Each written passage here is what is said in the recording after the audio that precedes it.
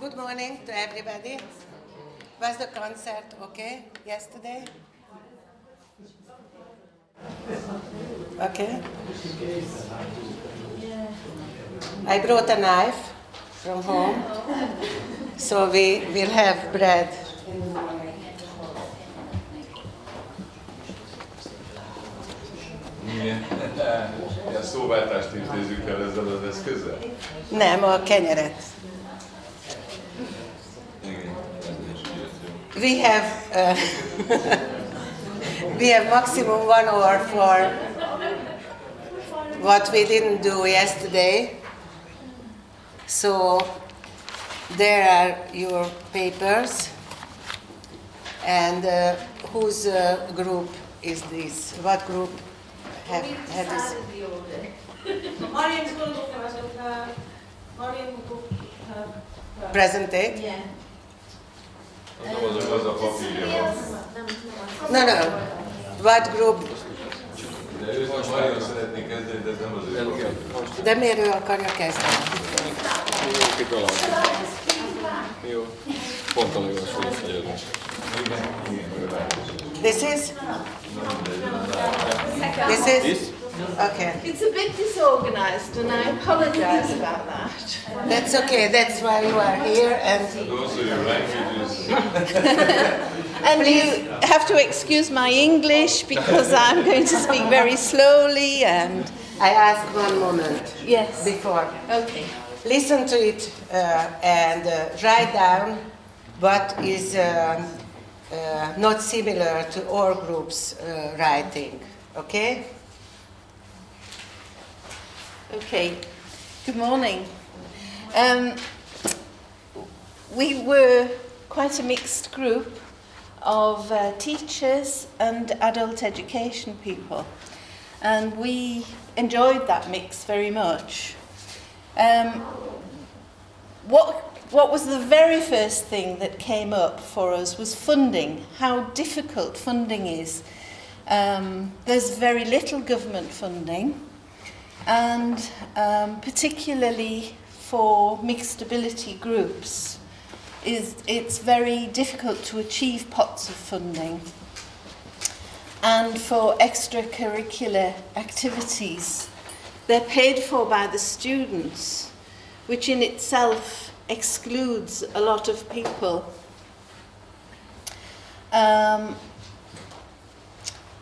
There are ways in which you can include people by subsidising them. Those people who have money are willing to pay, in some cases, to subsidise people who don't have money. However, and in some cases it was the teachers who were giving a lot of their free time, something like a Saturday or in the evenings, were actually doing it as volunteers. But of course, that's really very difficult. And at some point, people become demotivated. Why should they do this? If you're working for money, you should be paid a good salary.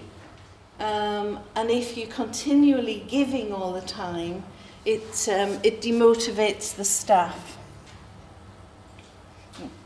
I've jumped a bit. Partnerships were very difficult. Sometimes you can get funding if you have very good partnerships, but they're very difficult to establish and very difficult to sustain. They're usually not for funding.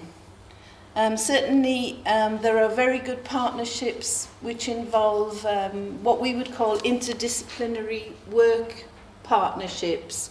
So you'd have say primary schools would have partnerships with the police, arts organisations, other NGOs, social workers, and that can be very supportive, but it's not for funding, which again can be a bit of a problem in terms of the time that people have to devote to this. We found that especially with the teachers who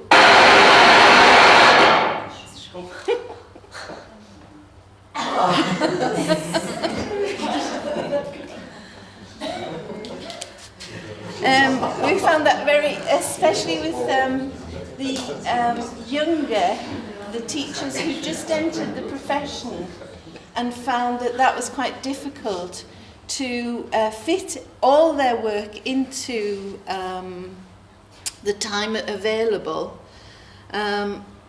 especially when the curriculum was very prescribed.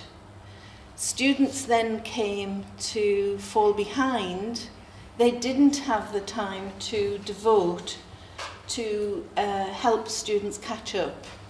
So these were big problems, both before the group, in planning, but while the group was running.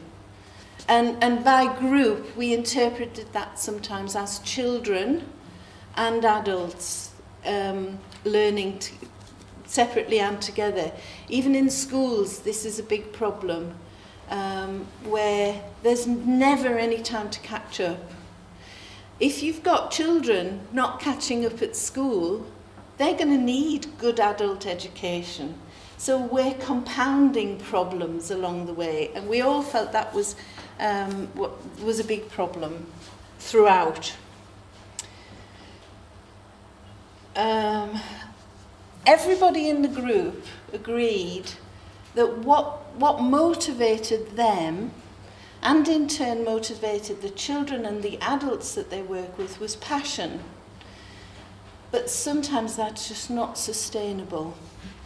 And there has to be good structures in place to continue that passion, to increase that passion and sustain it. Lack of time.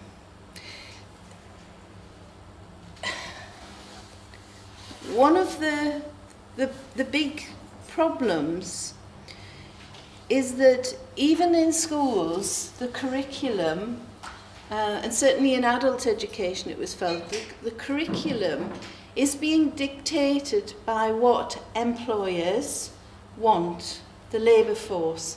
More and more employers and industry were being asked what they need from school children, what they need from adults in order to have a good labour force.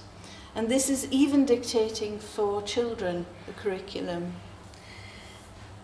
This was felt like a really big problem in motivation, because if you say, learn this in order to get a good job, and then there aren't any jobs, so the employers are dictating the curriculum, but they're not providing the jobs. And we felt that was, in turn, a big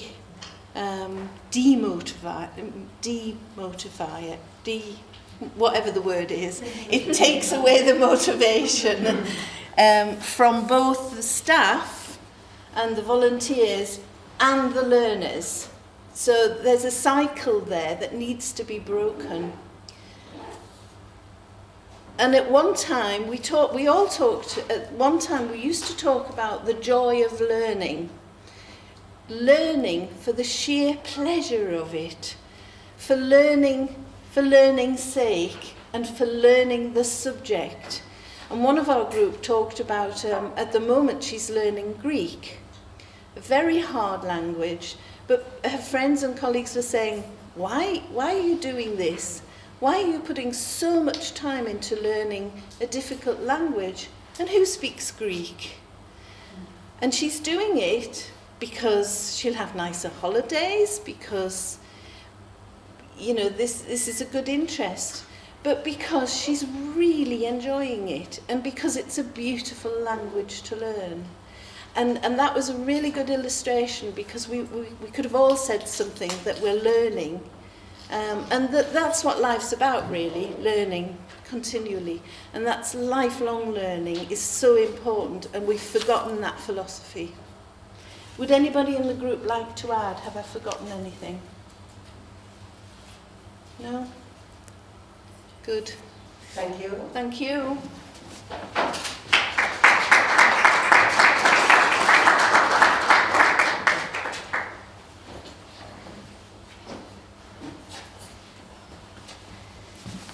Next group. This one. This? Yeah. Good morning, everybody. Would my group just identify themselves, just stand up for a second so we could see whose work this is? My team, thank you. Good morning. Okay, two very big questions, and I think we could have spent much longer on exploring these two questions. But so, in some ways, I think we are just scraping the tip of the iceberg in our responses. My group was very practical. We are all practitioners with teaching experience.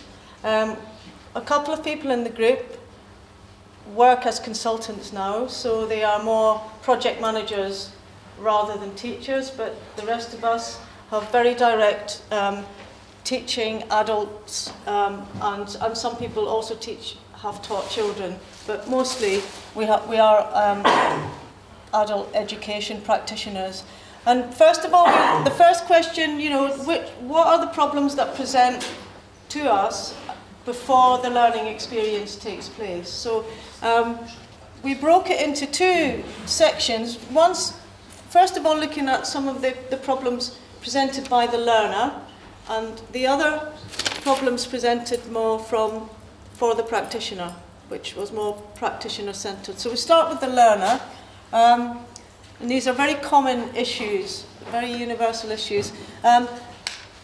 Particularly working with non-traditional learners, people who've not had a good experience previously, so they have a very negative learning experience from school.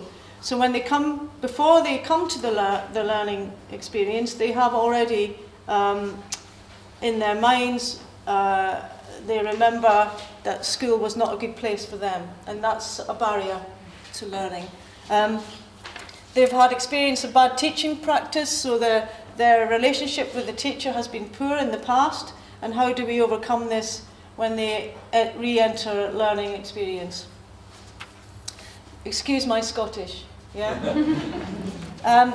In some cases there is lack of aspiration and lack of understanding of the options of learning and where the learning experience might take them in the future. So they don't know what they want to learn, they don't know why they should learn, and therefore it's very difficult to engage them in that process, which leads to low levels of motivation because they don't have a target or a goal in mind. So it's difficult to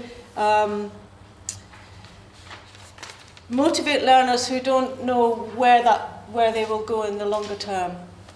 And they do not believe they need to progress. In some cases, people don't feel that they need learning. They're okay where they are, so learning isn't something that they need to engage with. And one point that came up from the group is that actually sometimes the initial starting point for them is very unclear. So we don't know what level that they need to start with. So do they start at level 1? Are they level 2 learners, level 3? And so therefore we need to be very clear about initial assessment so that the learner starts at the right point for them that suits their needs. One point that came up from a couple of people in the group is that in some cases we put examinations in front of the learning experience, so they cannot participate until they have gone through an examination. And of course many of us, myself included, are fearful of taking exams. So therefore that puts us off starting the process because you have to pass before you can participate. And we felt that was a big barrier and something that could be removed quite easily. And then, of course, something that's come up already in discussion is this lack of information and lack of experience and a fear of technology. So where learners think that they may have to use IT and use computers and they have no experience at all, then that can present barriers before they enter the learning experience. So for the practitioner, it's a mirror, really. There's a challenge of introducing learners to new teaching styles, new environments. The adult learning experience can be very different from the school experience. But how can we introduce that to the learner in the first place and explain it to them? It's quite difficult. which of course leads to motivating adults to participate in the learning experience. If their motivation levels are very low, then it's our job as a practitioner to be able to reach out to those learners and inspire them to want to learn, to motivate them, to bring them in and actually explain to them the benefits of learning. And also we had a lot of discussion around the old school and the new school, this sort of, the old ways of learning, the very didactic approach, the teacher talks and the learner accepts, but now it's more participatory, it's my English, and more of learning from learners, learners' experience and much more interaction in the classroom environment. And that's very new for some people to experience, because at school they didn't have that. So, how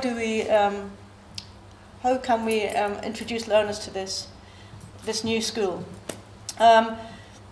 We talked about, as teachers, it's very easy to understand all the theory, the theories of learning, but actually the practice is also very important. So you need to have both theory and also style and practice in the classroom. And there are some teachers that have the theory but don't actually have the ability to deliver.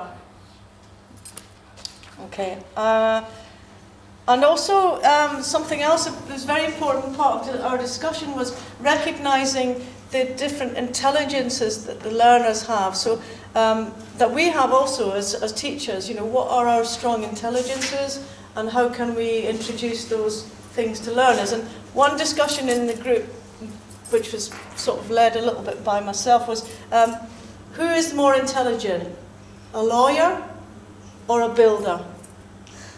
The question, yeah? And as a group we discussed this, and the conclusion is we wouldn't want a lawyer to build our house, and we wouldn't want a builder to represent us to defend us in court, yes? So, but there are different intelligences, and we must recognise these things in the classroom, because some learners prefer to learn some ways and others in a different way, So it's also about recognising the learning style and the strong intelligences and the differential between those things. Is that okay? Yeah. Yeah? Anyone want to add anything from? No? So this is all things to think about before we deliver learning. And then during the learning experience, see? This is quite quick, this one. In the classroom now, we're in the classroom, or we're in the workshop, or we're in the session. So we the things that we started with, I'll come back to these, is introducing learning, new technologies in learning, We have to keep up to speed ourselves with new technologies as teachers. And we had some very practical examples in the classroom of work-based learning, where in a factory in Scandinavia, which was very hands-on, very practical, and then became more automatic and more technological, was moving the workforce from the hands-on and the practical to using machinery and technology. And the workforce that was practical needed a lot of teaching and a lot of encouraging to become the new workforce, and there had to be some very special measures in place for some of those workers to make that transition. There are many barriers to learning, and we didn't identify all of them, but we understand that adult learners have lots of other commitments, families, financial issues, lots of barriers that have to be overcome, and that can take place during the learning experience as well. So it's not just before, but during the delivery of learning, these things do crop up, and we have to address them and help the learners to overcome them during this experience. We talked very much, particularly around adult learners, that sometimes they do not attend, or they feel their motivation can reduce over the period of time, and then they develop poor attendance patterns. And I think Marion already sort of brought that point up. And sometimes they don't even show up on day one. Okay, so they book it, they enroll on the course and then do not show up. And that happens particularly when learning is maybe it's a free experience, it doesn't cost money, and therefore they don't have the same, the commitment levels can be a problem. And in some countries, there is a link between learning and the learning process for adult learners and actually the welfare state. So, for example, in the UK at the moment, lots of people are being sort of put forward to go on to vocational training, and if they don't take part, then they will lose their benefits, their welfare benefits, and that can be a big problem for the process. And of course, there's this thing around self-esteem and confidence. Lots of adult learners have very low self-esteem, lack confidence, and even during the learning experience, that can be a big barrier for them to take part. So for the practitioner, we have to learn ways of teaching the learner how to learn, making sure that our learning delivery is at the right level for the audience, for the target group. It's important that we have initial assessment and that we do some diagnostic work with the individuals, one-to-one sometimes, to find out, what their previous experience is, what they hope to learn, what they want from this experience, and that links very much to what Peter said yesterday in his presentation around understanding their learning outcomes and their learning goals. Yes. Sometimes difficult working in large groups and meeting all the needs. If there's a group that's very diverse and has very, varying levels, how do you pitch that and how do you manage that? Classroom management. We had this. We had a very clear point about one of the skills we really need to develop is classroom management, and to have authority and gain respect of our learners. And sometimes, if you're working with large groups or young people, that can be quite difficult. And we need to have skills to do that. And we need to understand if we're working in a work-based environment, what actually are the skills needed on the factory floor. So we need to know, we need to go into the workplace as practitioners to understand what skills are needed, what people do on a day-to-day basis, and what our role is in addressing the gaps between skills. Yeah. And to be flexible and responsive as we practice, so we have to be flexible around how we deliver our learning, how we respond to learners, against the curriculum. It's easy to sort of always want to stick to the curriculum, but sometimes you have to step backwards and put additional activities in to help your learners get the best experience. And, for adult learners also, we have to establish really realistic study patterns, make it achievable for them. So sometimes, learning in the evening after a work shift can be difficult for some people. Can that learning experience happen during work time? Just actually establish a good learning pattern that suits your learner needs. And I think that's it. Is that it? Yeah? Okay, anything? Okay, thank you.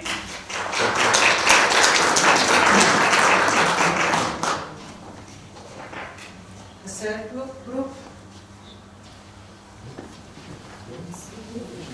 I forgot.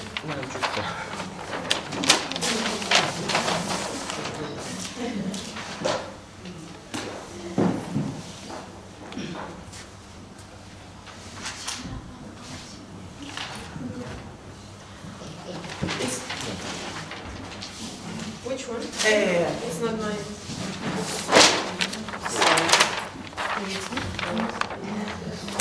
Sorry.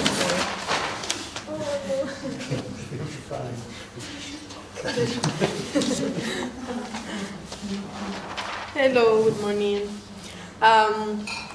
Well, John is here to help me. He should talk. I should help him, but he decided me to talk, so it's fine.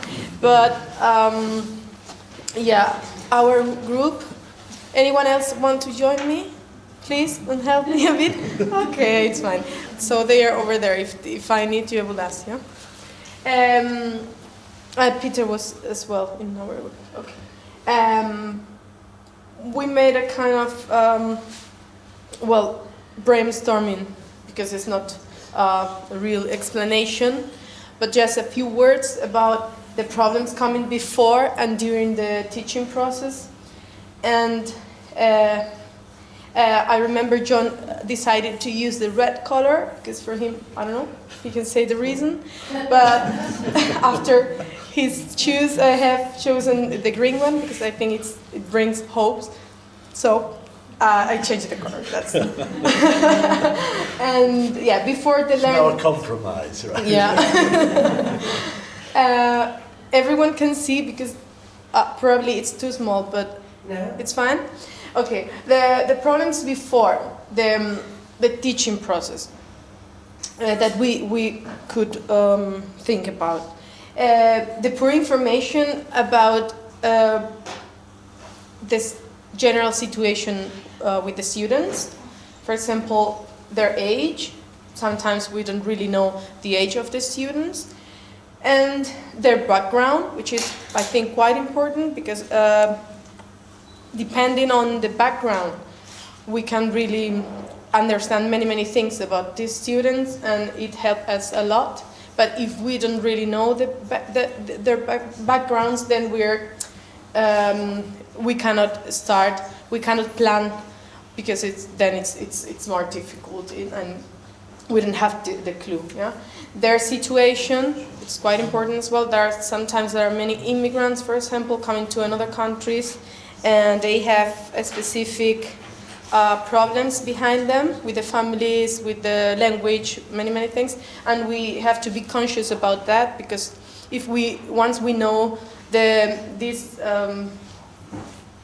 situation, then we can establish a different, or start from a different point probably, and the problem is that sometimes they are mixed in a group, or that they are included in a class, but they shouldn't be there, because they need time to get used to the country, to the language, but they are there, and it's a quite difficult situation for us as a teachers to deal with that.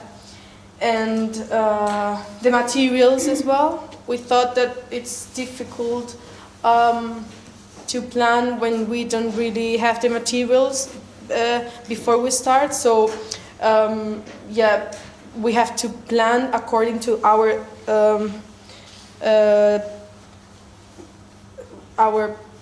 how can I say that, the vision we have.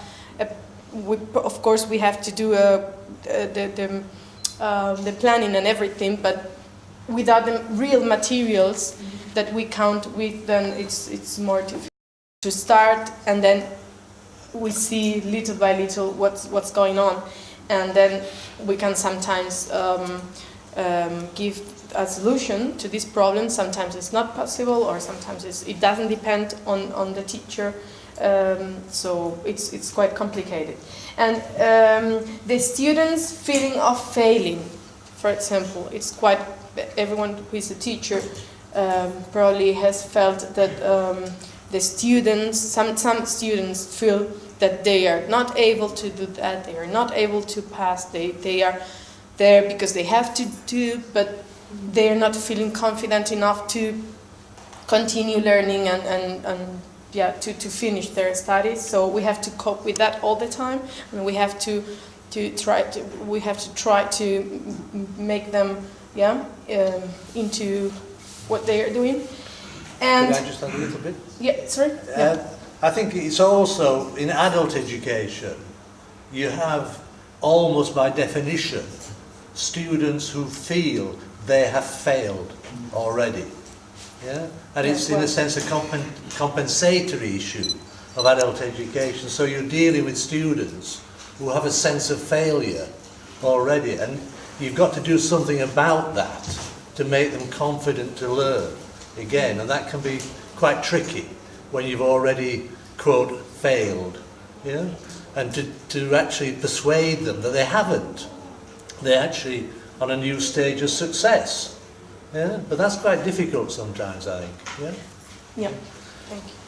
And of course the loss of motivation.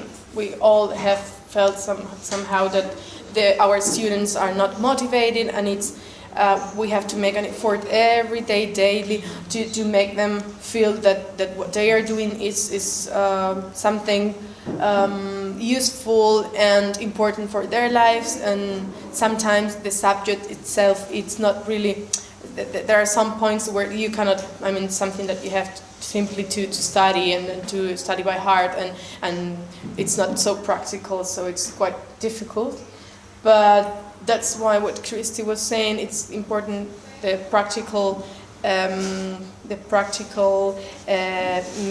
I mean, to emphasize this practical in teaching. Yeah? It's not only being like a passive teacher, or to make the students passive and just listen, but they have to, that's why the new methods are coming, yeah, to the teaching process, because students have to know that they need to learn by themselves.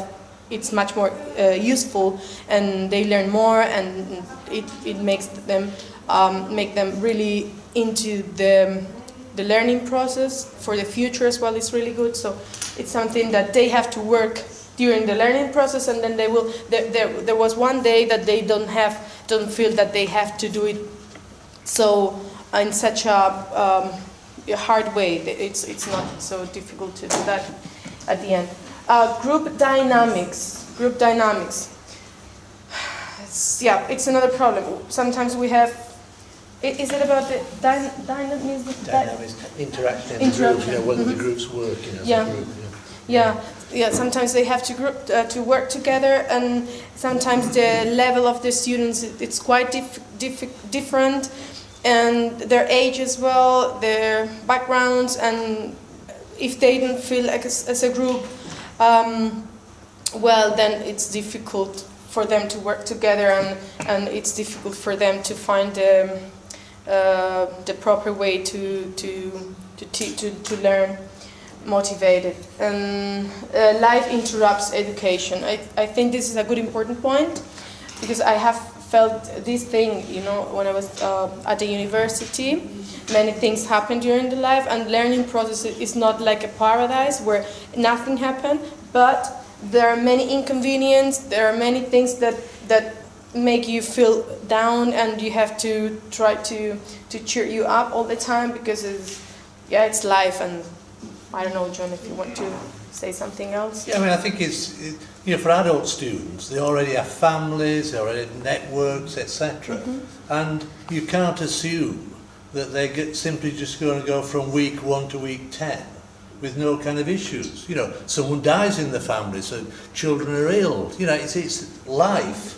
In fact, is probably more important to people than the education course, and we've got to somehow build that in, an assumption that adult students, you know, look at it holistically. Adult students have a life, part of which is education, but sometimes other bits of their life are actually much more important at some point, and we've got to somehow build that into the kind of programs we plan, and how we help and support the students as well. Yeah, actually there are some programs which help students to be fine. I'm in Vienna studying German, and I'm doing some courses with the AMS. It's like an unemployed agency, and they try to help to support those people who are coming from different countries, who are immigrants in Vienna, and it's really difficult for them to start a new life with that language. So I have felt that they are really interested in give them the tools for them to be concentrated and to learn, because if they are worried about their jobs, about the family, because they cannot work to bring the food at home, if they cannot help, if they have so many problems, then it's not easy to learn. It's more complicated, you know. So it's great to help them in this way. And the learning lost, yeah. The learning lost. I think you mentioned something. Do you want to say something? No, the adult learners are able to forget easily. For example, I think they learn everything, but the other lesson, when they came because of their life or the interruption in their life, they forget everything so easily. And I wanna say this thing. Yeah, yeah. So it's what you say that we have as a teacher to emphasize, to repeat, to be sure that they have understood what we were saying yesterday, and is the most important thing. yeah, yeah. Okay. I'm a bit right rhythm of the day. Want control, self-esteem. What's that? This is very practical. Were you the member of the group? I was writing, that's why. And sometimes, no, I want them to talk. I don't want to say everything because my English is not good and Yeah, Paloma volunteered to scribe, right? Yeah. It's brilliant, but she's also involved in the group, so But this actually is quite practical, but very important, and that is I think we were talking about lunch actually when lunch. Do you remember? And we said, that's important when you're learning to actually have a proper timetable, so you know when the break is. In the morning and the lunchtime, etc.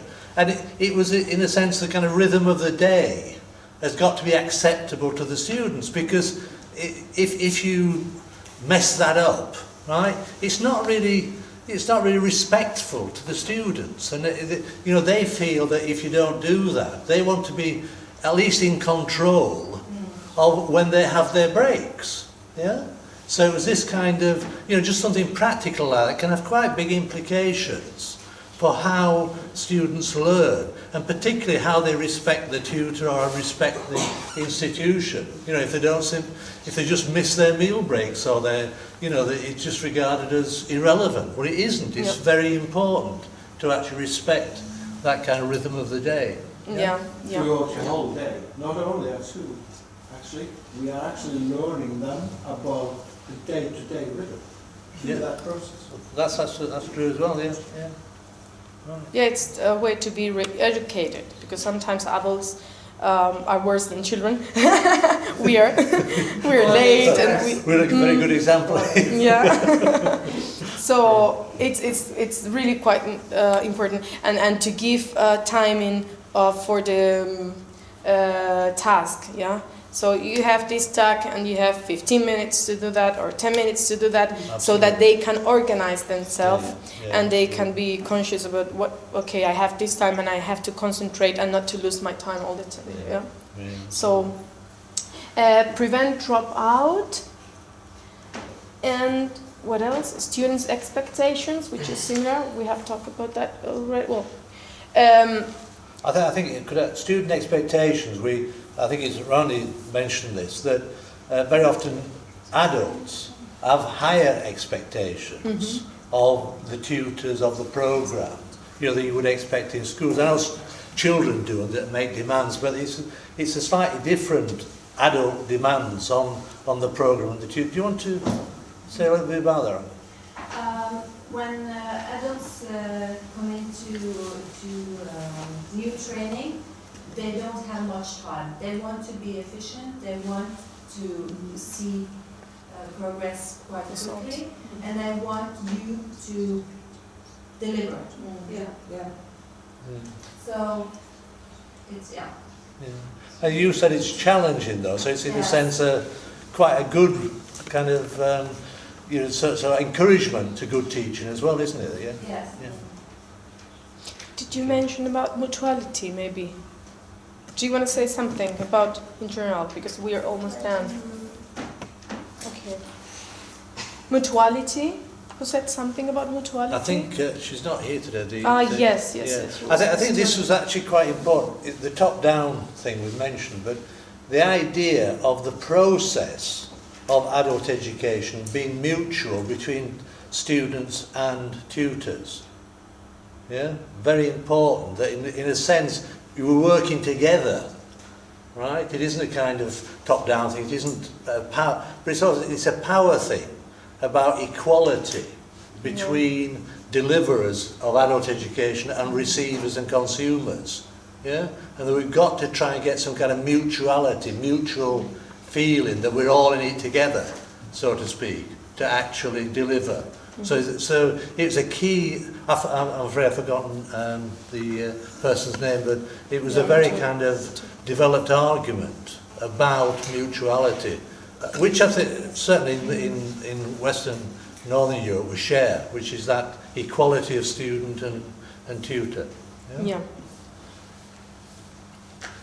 Anyone else wants to say something about that? I'm sorry, I cannot remember every single thing we said because Oh my God. we were. Oh. That's all.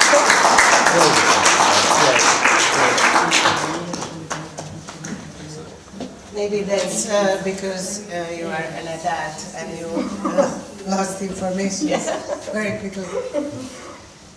Okay, I have heard the critics about the break, but I have to tell you that it's very difficult. It's easier for children to count, and I am the teacher. I will tell you when there is a break time, and I can do it before weeks. But it's up to you where is the break time. So it's really very difficult to say before. But you will get a break time now because Josef will need some technical minutes. But I will tell you what we will do with this. I will make a paper with 4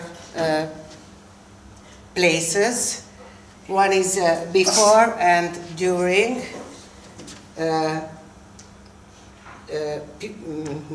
Learners and teachers. And we will put all the papers on the wall there, and you can walk there, read it over, and you will get small papers, pieces of paper, and you can write 2 papers for every places, which are the most important for you. And when we will have 20 minutes, I think it needs about 20 minutes to do that, we will make a problem map together with the help of these. You understand? Okay? And now we meet at 10. Okay? And then Josef will start. Be here at 10 o'clock.